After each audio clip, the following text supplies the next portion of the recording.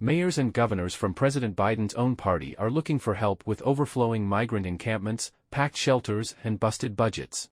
President Biden is under growing pressure to curb record numbers of migrants crossing into the United States, not just from the usual Republican critics, but also from Democratic mayors and governors in cities thousands of miles from the border. What used to be a clear-cut, ideological fight between Democrats and Republicans has become a bipartisan demand for action, and some of the most intense pressure on Mr. Biden is coming from places like Boston, Denver, Chicago, and New York, where leaders in the president's own party are issuing cries for help.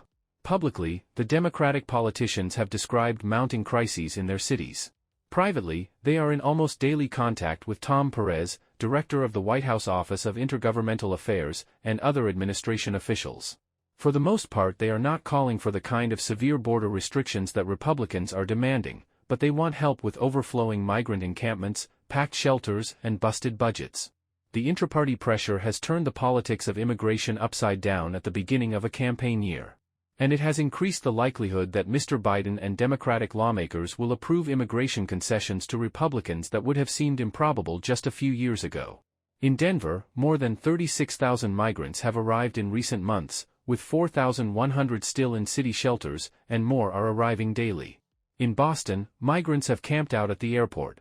In New York, more than 164,500 migrants have poured into shelters since April 2022, with many still living in one of the 215 hotels, converted office buildings or tent camps set up to accommodate them. It's both a humanitarian and fiscal crisis, said Mike Johnston, the Democratic mayor of Denver. We aren't going to sit by and watch moms and 6-month-olds in tents on the streets in 10-degree weather. But by refusing to do that, we are on the path to spend $180 million next year and could not do that either.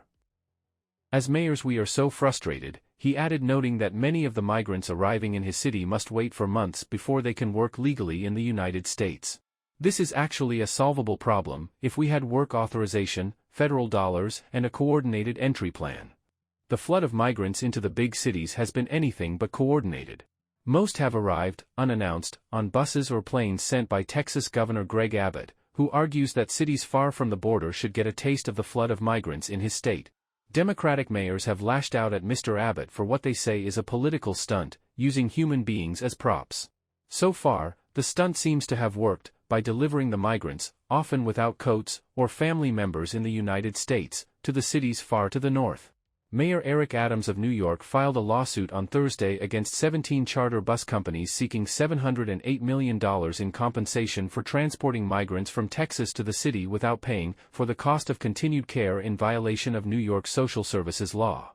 Last week, the mayor issued an executive order that requires buses with migrants to arrive in the city only between 8:30 a.m. and noon, Monday through Friday, or face fines and impoundment. Many buses have diverted to cities in New Jersey instead. In Denver, Mr. Johnston was at one of the city's migrant encampments on Wednesday, feeling upbeat that his team was transferring all 300 people, including some children, out of the cold and into shelters and apartments. But even as the process was underway, several new busloads of migrants from the border arrived, courtesy of Mr. Abbott. They literally pulled in as we were moving people from this encampment, Mr. Johnston said in an interview. A record number of people worldwide are fleeing conflict, climate change, political turmoil and economic hardship in their homelands, according to the United Nations, and smuggling networks have expanded their reach to Asia and Africa. Nearly 2.5 million people crossed the southern border in fiscal year 2023. In December, more than 10,000 migrants were intercepted at the southern border on some days, among the most ever.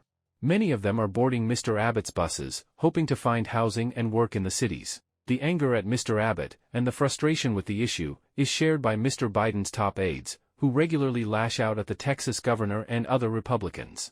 On Wednesday, after Speaker Mike Johnson and 60 House Republicans gathered at the border to rail against the president and his immigration policies, the president's spokeswoman shot back. Karine Jean-Pierre, the White House press secretary, called the trip to the border the latest in a series of political stunts and accused Republicans of blocking any efforts for the president to deal with the border. That's what we've seen. That is what we've seen from the speaker. White House officials say they have been in constant contact with the Democratic mayors and governors to try to help them deal with the impact of the migrants. Mr. Perez spends close to 50% of his time on the issue, according to a senior administration official familiar with his efforts. The president is focused on securing additional resources, Mr. Perez said, including more border patrol agents, asylum officers, and immigration judges, more technology to catch fentanyl, and more grant funding for communities hosting recently arrived migrants. The federal government has already delivered about $1 billion to the cities most affected, including about $50 million of a promised $150 million to New York City. Mr. Biden has also asked Congress for another $1.4 billion to help cities around the country deal with migrants, but that emergency funding is tied up in debates on Capitol Hill. Mayors and governors say it wouldn't be enough anyway. New York has already spent $3.1 billion on housing and feeding the migrants. Massachusetts has spent $247 million on emergency housing since July, and half of the current occupants are migrants. San Diego County allocated $3 million in October for a transition day center for migrants, and another $3 million in December. Denver, Chicago, Los Angeles and other cities across the country are also spending millions. Since August 2022, more than 600 buses have dropped migrants off in Chicago and its surrounding suburbs, and for months, migrant families have camped out in police stations or in tents on sidewalks. In recent weeks, Mayor Brandon Johnson's administration has largely removed migrants from police stations and moved them to the 27 shelters throughout the city.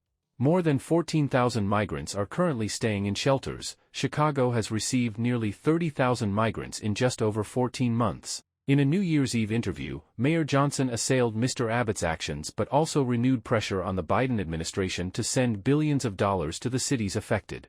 What we have is clearly an international and federal crisis that local governments are being asked to subsidize. And this is unsustainable, he said on CBS's Face the Nation.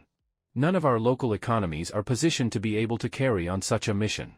On Capitol Hill, a solution to the problem remains elusive. Republicans have seized the moment to insist on new, severe restrictions to asylum and other immigration policies that Democrats have resisted for years. Lawmakers in both parties say they want more funding for border security but so far have been unable to reach agreement on how much and what it would be spent on. Caught in the middle are some of Mr. Biden's top foreign policy priorities: military funding to help Ukraine resist Russian aggression, along with money for Israel as it conducts a war against Hamas following the terror attacks on October 7. Republicans have held up both priorities as border negotiations continue. But the pressure on Mr. Biden is clearly having an effect on the legislative negotiations. White House officials have signaled that they are open to changes that would make it harder for asylum seekers to pass an initial hurdle, known as a credible fear interview. If that happens, more of them will be returned home more quickly. Democratic negotiators, including Alejandro Mayorkas, the Homeland Security Secretary, also have appeared willing to discuss new rules that will allow more rapid deportations of migrants living illegally in the United States far from the border. That would be a huge departure from the positions taken by most Democrats in the opening days and months of Mr. Biden's presidency. But as the mayors and governors have made clear, the dynamics have changed. States like Massachusetts are in desperate need of more support from the federal government to address this historic surge in migrant arrivals, said Governor Maura Healey of Massachusetts, a Democrat. We need Congress to act on President Biden's budget that includes critical funding for border security and for cities and states like ours.